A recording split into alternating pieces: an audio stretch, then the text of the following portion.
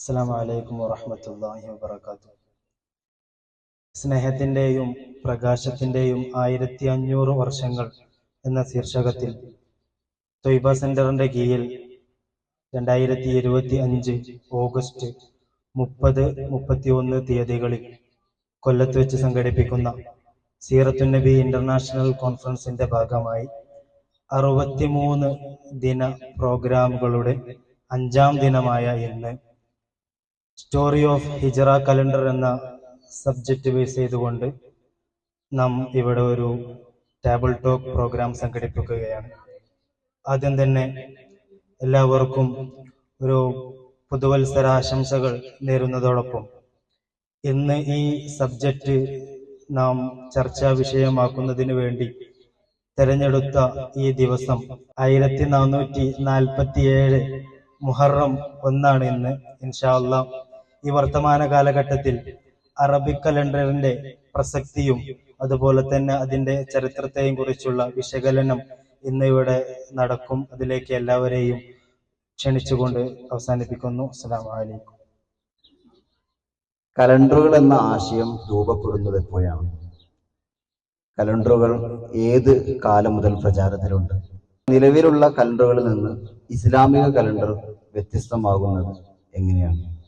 കലണ്ടേ എന്ന ലാറ്റിൻ പദത്തിൽ നിന്നാണ് കലണ്ടർ എന്ന പദം തന്നെ നിഷ്പന്നാവുന്നത്. കലണ്ടേ എന്ന് ലാറ്റിൻ ഭാഷയിൽ പറഞ്ഞാൽ കണക്കുകൾ ഹാജരാക്കേണ്ട ദിവസം എന്നതാണ്. ആ പദത്തിന്റെ അർത്ഥത്തിൽ നിന്ന് തന്നെ കലണ്ടർ ഉണ്ടാക്കേണ്ടി വന്നതിന്റെ ഒരു സാധ്യത കൂടി നമുക്ക് ബോധ്യപ്പെടുന്നുണ്ട്. കാലത്തെ വർഷങ്ങളായി, മാസങ്ങളായി, ദിവസങ്ങളായി ഒക്കെ തരംതിരിച്ച സംവിധാനം നേരത്തെയുണ്ട്. പഴയ റോമൻ കലണ്ടർ ഒരുപാട് നൂറ്റാണ്ടുകൾക്ക് മുമ്പ് തന്നെ പ്രചാരത്തിലുണ്ടായിരുന്നു. പഴയ കാലത്ത് റോമിൽ ഉപയോഗിച്ചിരുന്ന കലണ്ടർ മാർച്ചിൽ തുടങ്ങി ഡിസംബറിൽ അവസാനിക്കുന്ന 10 മാസം മാത്രമുള്ള 304 ദിവസങ്ങൾ മാത്രമുള്ളതായിരുന്നു. പഴയ റോമൻ കലണ്ടർ പ്രകാരം ആദ്യത്തെ മാസം മാർച്ച് ആയിരുന്നു. മാർച്ച് മാർസ് എന്ന ദേവതയുടെ പേരിലും, ഏപ്രിൽ അഫ്രഡൈറ്റ് എന്ന ദേവതയുടെ പേരിലും, മെയ് മെയ്യസ് എന്ന ദേവതയുടെ പേരിലും, ജൂൺ ജൂനിയസ് എന്ന ദേവതയുടെ പേരിലാണ് ഉണ്ടായിരുന്നത്. ഒന്നാമത്തെ മാസം മാർച്ച് ആയിരുന്നു. പിന്നെ അതികഠിനമായ ശൈത്യമുള്ള 2 മാസങ്ങളാണ് ജനുവരിയും ഫെബ്രുവരിയും. ആ സമയത്ത് ഔദ്യോഗികമായ പരിപാടികളൊന്നും നടക്കാത്തത് കൊണ്ട് അത് കലണ്ടറിൽ ഉൾപ്പെടുത്താതെ മാർച്ച് മുതൽ ഡിസംബർ വരെയുള്ള 10 മാസ കലണ്ടറാണ് പഴയ റോമൻ കലണ്ടറിൽ ഉണ്ടായിരുന്നത്. പിന്നീട് അതിനുശേഷം 5ാമത്തെ മാസം ക്വിന്റിലസ് എന്ന പേരിലാണ്. അതാണ് പിന്നീട് ജൂലൈ ആയി വന്നത്. ആദ്യത്തെ 4 ദേവതകളുടെ പേരിലും 5ാമത്തത് ക്വിന്റിലസ് എന്ന് പറഞ്ഞാൽ 5ാമത് വരുന്ന മാസം എന്നാണ് അതിന്റെ അർത്ഥം. അങ്ങനെ ക്രമനമ്പർ പ്രകാരമാണ് ബാക്കി മാസങ്ങൾ നിലവിൽ വന്നത്.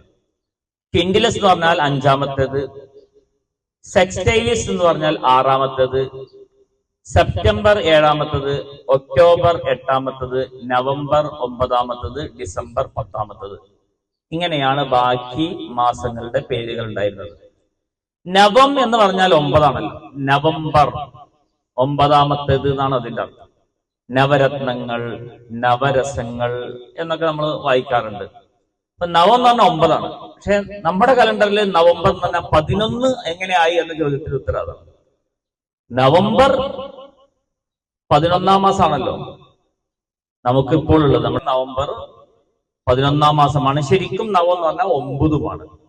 അപ്പൊ പുരാതന റോമൻ കലണ്ടർ നവംബർ 9ഉം ഡിസംബർ 10ഉമാണ്. അങ്ങനെയാണ് ഉണ്ടായിരുന്നത്. BC 713 റോമൻ രാജാവായിരുന്ന നൂമ പോംബിലിയസ്, അദ്ദേഹം ജാനസ് ദേവന്റെ പേരിൽ ഒരു ജനുവരിയും ഫെബ്രുവസ് ദേവന്റെ പേരിൽ ഫെബ്രുവരിയും തുടങ്ങിയപ്പോ ജനുവരിയും ഫെബ്രുവരിയും വന്ന് അങ്ങനെ 12 മാസങ്ങളും 354 ദിവസങ്ങളുള്ള ഒരു ചാന്ദ്ര കലണ്ടറായി റോമൻ കലണ്ടർ മാറുകയാണ് ഉണ്ടായത്. പിന്നീട് BC 46 റോമൻ ചക്രവർത്തിയായിരുന്ന ജൂലിയസ് സീസർ 365.25 ദിവസങ്ങളുള്ള സൗര കലണ്ടർ സമ്പ്രദായം സ്വീകരിച്ച് കലണ്ടറിനെ പരിഷ്കരിക്കുകയാണ് ചെയ്തത്. ഈ കലണ്ടറിൽ സാധാരണ വർഷങ്ങളിൽ 365 ദിവസവും 4 വർഷങ്ങൾ കൂടുമ്പോൾ അധിവർഷം ലീപ് ഇയർ എന്നറിയപ്പെടുന്ന അധിവർഷങ്ങളിൽ 366 ദിവസങ്ങളും. ഇങ്ങനെയാണ് ജൂലിയൻ കലണ്ടർ എന്ന സൗരവർഷത്തെ അടിസ്ഥാനമാക്കി, സൗര്യഗതിയെ അടിസ്ഥാനമാക്കി വന്ന സൗരവർഷത്തിലുണ്ടായത്. ഈ ജൂലിയൻ കലണ്ടർ നടപ്പാക്കി വന്ന ശേഷമുള്ള BC 45 ജനുവരി 1 ഒരു അമാവാസി ദിവസമായതുകൊണ്ട് അതിലൊരു ശുഭലക്ഷണം കണ്ടുകൊണ്ട് ജനുവരി 1 പുതുവർഷാരംഭമായി കൊണ്ടുവന്നപ്പോഴാണ് മാർച്ച് 1 മാസത്തിൽ നിന്ന് 3 മാസത്തിലേക്ക് പോയി വന്നത്. ഈ ഗ്രിഗോറിയൻ കലണ്ടർ പ്രകാരം 365.25 ദിവസങ്ങളാണ് ഒരു വർഷത്തിൽ കണക്കാക്കിയിരുന്നത്. അതേസമയം ഒരു വർഷത്തിന്റെ യഥാർത്ഥ ദൈർഘ്യം ഇതിനേക്കാൾ അല്പം കുറവാണ്. കൃത്യമായി പറഞ്ഞാൽ 366.2422 ദിവസങ്ങളാണ്. ഒറ്റ നോട്ടത്തിൽ നിസ്സാരാണെങ്കിലും 1000 വർഷങ്ങൾ കൂടുമ്പോൾ 8 ദിവസത്തെ വ്യത്യാസം ഇതിലുണ്ടാവുകയും ചെയ്യും. ഇങ്ങനെ ഒരു പരിമിതി കൂടി ഉണ്ടായിരുന്നു. ഇതുമൂലം ജൂലിയൻ കലണ്ടർ നടപ്പാക്കി ഒരു 1500 വർഷം കഴിഞ്ഞപ്പോഴേക്കും ഈസ്റ്റർ, ക്രിസ്മസ് തുടങ്ങിയവ ശരിയായ ദിവസമല്ലാതെ തീരെ പൊരുത്തപ്പെടാത്ത സാഹചര്യങ്ങൾ ഉണ്ടായി. ഇത് പരിഹരിക്കാൻ വേണ്ടി ഗ്രിഗറി 13 മാർപ്പാപ്പ ഗണിതശാസ്ത്രജ്ഞന്മാരായ ലിലിയസിന്റെയും ക്ലാവിയൂസിന്റെയും ഉപദേശപ്രകാരം AD 1582 കലണ്ടർ വീണ്ടും പരിഷ്കരിച്ചു. അതിനനുസരിച്ച് ചില മാറ്റങ്ങളൊക്കെ വരുത്തുകയും പിന്നീട് ഏറ്റവ്യത്യാസം വരാത്ത രീതിയിലുള്ള ചില പൊതു തത്വങ്ങൾ ഉണ്ടാക്കുകയും ചെയ്ത് ഇന്നുള്ള കലണ്ടർ നിലവിൽ വരികയാണ് ഉണ്ടായത്. നമ്മുടെ നേരത്തെ ചോദ്യത്തിൽ പറഞ്ഞ ഇസ്ലാമിക കലണ്ടറും നിലവിലുള്ള കലണ്ടറും തമ്മിലുള്ള വ്യത്യാസം എന്താണ് എന്ന് ചോദിച്ചാൽ, നമ്മുടെ നാട്ടിൽ നമുക്കിടയിൽ ഇപ്പോൾ പ്രചാരത്തിലുള്ളത് സോളാർ കലണ്ടറാണ്. സൗരവർഷത്തെ അധികരിച്ചുള്ള കലണ്ടറാണ്. ഒരു വർഷം, സൗരവർഷം എന്ന് പറഞ്ഞാൽ ജനുവരി മുതൽ ഡിസംബർ വരെ 12 മാസമാണ്. 365.25 ദിവസങ്ങളാണ്. ഇസ്ലാമിക ലോകത്ത് കാര്യങ്ങൾക്ക് ഉപയോഗിക്കുന്നത് ലൂണാർ കലണ്ടറാണ്. മുഹറം മുതൽ ദുൽഹിജ്ജ വരെയാണ്. 12 മാസമാണ്. 354.36 ദിവസമാണുള്ളത്. എന്ന് പറഞ്ഞാൽ ഒരു വർഷത്തിൽ സൗരവർഷത്തേക്കാൾ ഒരു വർഷത്തിലെ സൗരവർഷത്തേക്കാൾ 11 ദിവസത്തിന്റെ കുറവ് ചാന്ദ്രവർഷത്തിനുണ്ടാകും. 33 സൗരവർഷമാകുമ്പോൾ 34 ചാന്ദ്രവർഷമാകും. ഇതാണ് വ്യത്യാസം. ഹിജറ കലണ്ടർ ആരുടെ കാലഘട്ടത്തിലാണ് നിലവിൽ വന്നത്? കലണ്ടറിൽ മുഹറം മാസം ആദ്യത്തെ മാസമായി തിരഞ്ഞെടുത്തത് എന്തുകൊണ്ട്? ഈ വിഷയത്തിൽ സ്വഹാബാക്കളിടയിൽ ഉണ്ടായിരുന്ന ചർച്ചകൾ എന്തൊക്കെയായിരുന്നു? അതാണ് ഞാൻ പറഞ്ഞുകൊണ്ടുവരുന്നത്. ഇസ്ലാമിക കലണ്ടറിന്റെ ആവിർഭാവം ഉമർ റളിയല്ലാഹു അൻഹുവിന്റെ കാലഘട്ടത്തിലാണ്. ഉമർ റളിയല്ലാഹു അൻഹുവിന്റെ ഭരണകാലത്താണ് കലണ്ടറിന്റെ ഒരു അനിവാര്യതയെക്കുറിച്ചുള്ള ചർച്ചയുണ്ടാകുന്നത്. ചന്ദ്രമാസങ്ങളെ കുറിച്ചുള്ള പരാമർശങ്ങൾ ഖുർആനിലുണ്ട്. റമളാൻ എന്ന പരാമർശം തന്നെ ഖുർആനിലുണ്ട്. മുഹറത്തെ കുറിച്ച്, റജബിനെ കുറിച്ച്, ദുൽഹിജ്ജയെ കുറിച്ചൊക്കെ ഹദീസുകളിലുണ്ട്. മാസങ്ങളൊക്കെ വന്നത് ഉമർ റളിയല്ലാഹു അൻഹുവിന്റെ കാലഘട്ടത്തിലാണ് എന്നർത്ഥത്തിലല്ല. കലണ്ടർ രൂപത്തിൽ കൊണ്ടുവന്നത് ഉമർ റളിയല്ലാഹു അൻഹുവിന്റെ കാലഘട്ടത്തിലാണ്. ഇറാഖിലെ ഗവർണറായിരുന്ന അബൂ മൂസൽ അശ്ശരി റളിയല്ലാഹു അൻഹു ഉമർ ഇബ്നുൽ ഖത്താബ് റളിയല്ലാഹു അൻഹുവിന് ഒരു കത്ത് എഴുതുന്നുണ്ട്. നിങ്ങൾ കത്തയക്കുന്നുണ്ട്, പക്ഷേ ലൈസ ലഹാ താരീഖ്, അതിൽ ഡേറ്റ് ഇല്ലല്ലോ. അതുകൊണ്ട് നമുക്ക് ഡേറ്റ് ഉണ്ടാകുമ്പോഴാണ് കത്തിടപാടുകളുടെ സുതാര്യത ഉണ്ടാവുക എന്ന ചർച്ച ചെയ്യുന്നു. ഉമർ റളിയല്ലാഹു അൻഹു ആളുകളേക്ക് ഒരുമിച്ച് കൂട്ടുന്നു. അങ്ങനെ ചിലർ പറഞ്ഞു പ്രവാചകത്വ നിയോഗം മുതൽ, മബഅത്ത് മുതലാക്കാം എന്ന്. ചിലർ പറഞ്ഞു അല്ല, ഹിജ്റ മുതലാക്കാമെന്ന്. ഉമർ ഇബ്നുൽ ഖത്താബ് റളിയല്ലാഹു അൻഹു പറഞ്ഞു അൽ ഹിജ്റത്തു ഫറഖത് ബൈനൽ ഹഖ് വൽ ബാത്തിൽ ഫഅരിഹു ബിഹാ. ഹിജ്റയാണല്ലോ സത്യവും അസത്യവും തമ്മിൽ വേർതിരിച്ചത്. അതുകൊണ്ട് നമുക്ക് ഹിജ്റ മുതലാക്കാം നമ്മുടെ കലണ്ടർ എന്ന ചർച്ച ചെയ്തത്. അങ്ങനെ ഈ ഇമാം ബുഖാരി റളിയല്ലാഹു അൻഹു ബാബു താരീഖ് എന്ന് പറയുന്ന കലണ്ടറിനെ കുറിച്ചു, കലണ്ടറിന്റെ ആരംഭത്തെക്കുറിച്ചൊക്കെ പറയുന്ന ഒരു അധ്യായത്തിൽ ഒരു ഹദീസ് കൊണ്ടുവരുന്നുണ്ട്. ആ ഹദീസിന്റെ വ്യാഖ്യാനത്തിൽ ഇമാം ഇബ്നു ഹജർ തങ്ങൾ ഫത്ഹുൽ ബാരിയിൽ പറഞ്ഞിട്ടുണ്ട് 4 കാര്യങ്ങളാണ് ആളുകൾ ചർച്ച ചെയ്തത്. ഒന്ന് നബി സല്ലല്ലാഹു അലൈഹി വസല്ലമയുടെ ജനനം, മറ്റൊന്ന് നബി സല്ലല്ലാഹു അലൈഹി വസല്ലമയുടെ പ്രവാചകത്വ നിയോഗം, മറ്റൊന്ന് നബി സല്ലല്ലാഹു അലൈഹി വസല്ലമയുടെ ഹിജറ, മറ്റൊന്ന് നബി സല്ലല്ലാഹു അലൈഹി വസല്ലമയുടെ വഫാത്ത്, വിയോഗം. ഈ 4ൽ ഏതുകൊണ്ട് തുടങ്ങണം എന്ന ചർച്ച ഉണ്ടാവുകയും അങ്ങനെ ഹിജറ കൊണ്ടാക്കാം എന്ന് എല്ലാവരും പറയുകയും ചെയ്തു. കാരണം നബി സല്ലല്ലാഹു അലൈഹി വസല്ലമയുടെ ജനനവും പ്രവാചകത്വ നിയോഗവും അതിന്റെ വർഷത്തിലുള്ള അഭിപ്രായ ഭിന്നതകളുണ്ട്. നബി സല്ലല്ലാഹു അലൈഹി വസല്ലമയുടെ വിയോഗമാണെങ്കിൽ ഒരു ദുഃഖസാന്ദ്രമായ രംഗമാണ് ഉണ്ടാവുക. അതുകൊണ്ട് ഹിജറ മുതലുള്ളത് വർഷമാക്കാം എന്ന് തീരുമാനിക്കുകയാണ് ഉണ്ടായത്. പിന്നീട് ചർച്ച ഉണ്ടായത് ഏത് മാസമാവണം എന്നാണ്.